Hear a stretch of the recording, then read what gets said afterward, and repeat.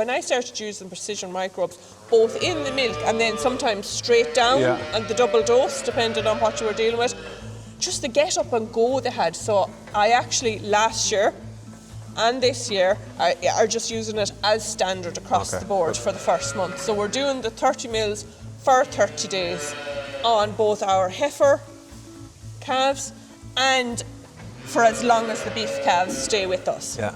The feedback has been the calves are so healthy, and that's why they're coming back. And there was a change this year in price. There's no point saying it. It went up. There was a couple of silent phone calls. There was plenty. I'll ring you back. They came back. We're here in Galway, we're on the road today, and I'm delighted to be joined by Sarah Bourns in Lisbeg Farms.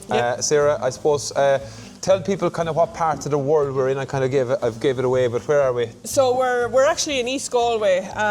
We're not too far from the Shannon, about 8 kilometres here. So we're west, but we're not that west. Yeah, and it's people will be familiar with the farm because it's a new dairy. You're a new entrance into dairy. It's a large farm. You've how many cows?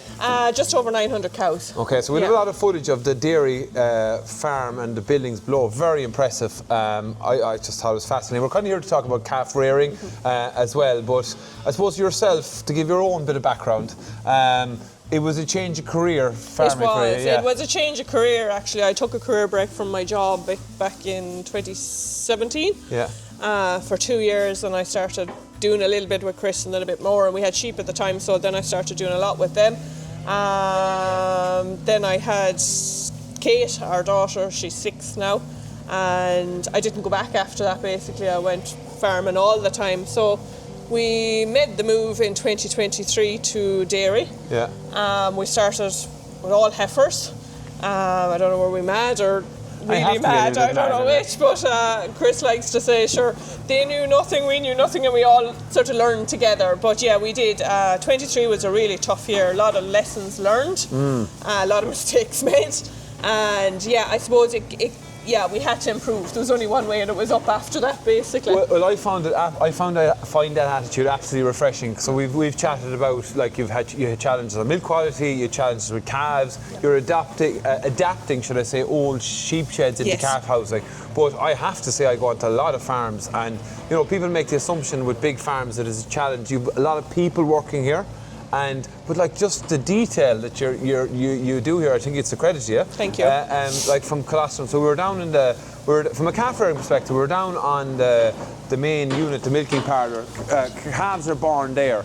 I suppose we'll have some footage of it. Explain to people, I suppose, your calf rearing protocols now at scale in a busy seasonal system. A calf, Chris said a calf an hour. About a calf an hour is on average, and we can get up to 30, 35. We'll go up there for a few days. We're not constantly at that. Yeah. Just a process, so we're very particular. Everybody on the farm has their role. Yeah. And they're responsible for that role. Yes. And we're not swapping and changing and trying to make 10 people out of one person. Yeah. So they get to do the role, they stick to it and do it as best they can. So we really have 2 separate teams here. So we have one that's down in the parlour, which looks after obviously the cows calving, the transition cows and the milkers as well. Yeah. There's a few guys down there doing that who like that type of work. Then I have a good team here with me this year.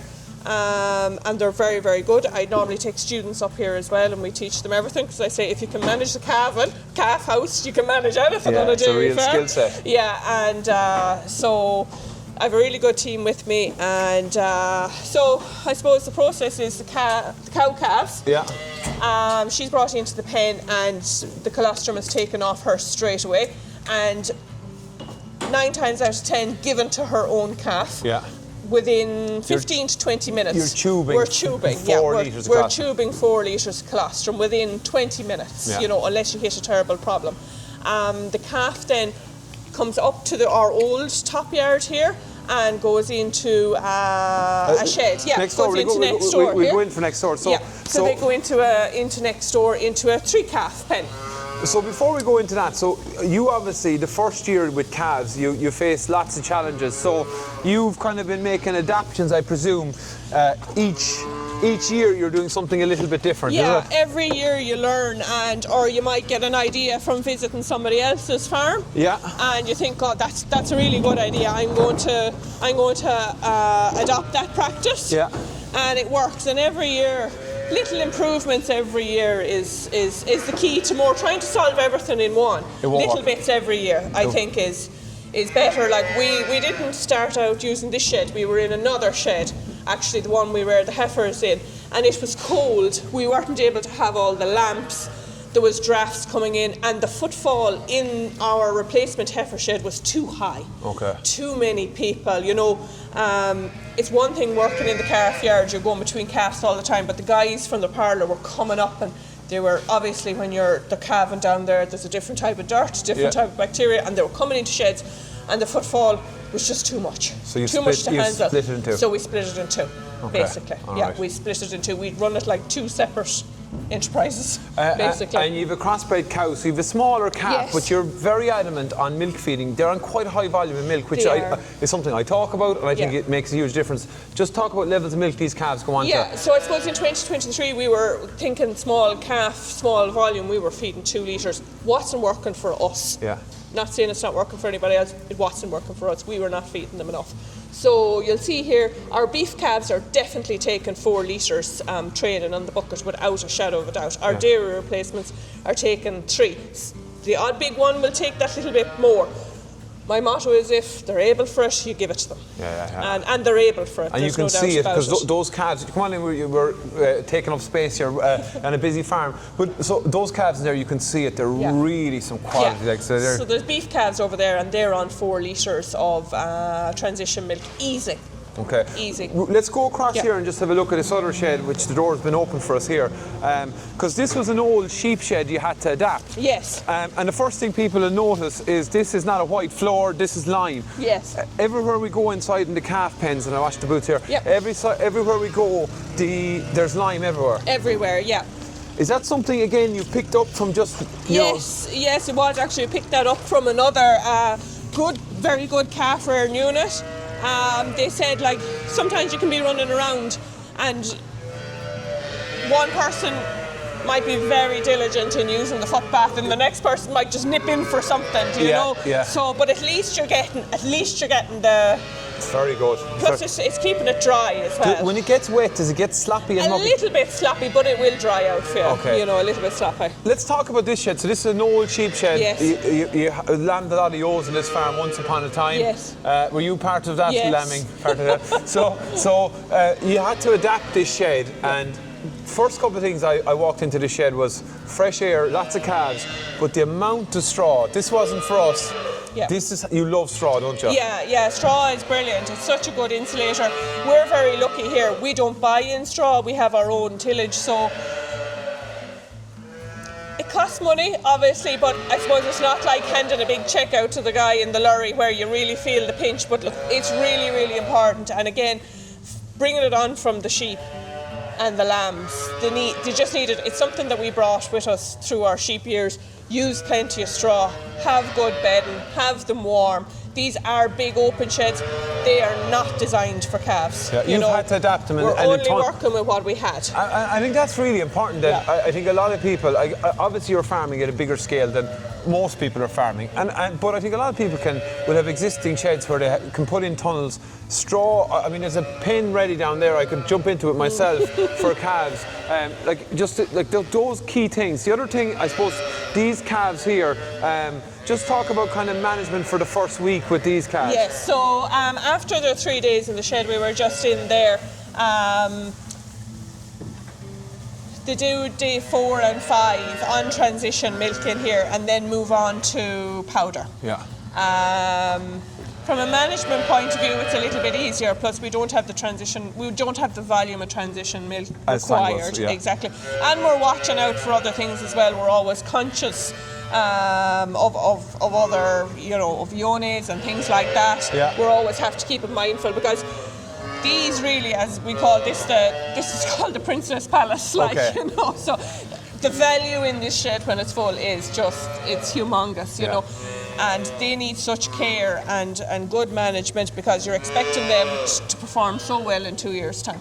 Yeah, and this sets them up again. Yeah. Sometimes it's hard to see that. I think when we talk about this, the heifers now, because people in the busy spring, I know you're no different. You start at 5:30, 6 o'clock in the morning. You're trying to get through that 3 months, but it is setting them up for their lactations, and It is, yeah. that's ultimately and again, learned the hard way in year one. Didn't do a good job on these. Really did not do a good job on these, and we suffered for it. Yeah, that must have been a really. Yeah, and how did you keep going in year one? Because I suppose people will see, and it's an amazing structure: the sheds, the cows, the 90-pint rotary parlour.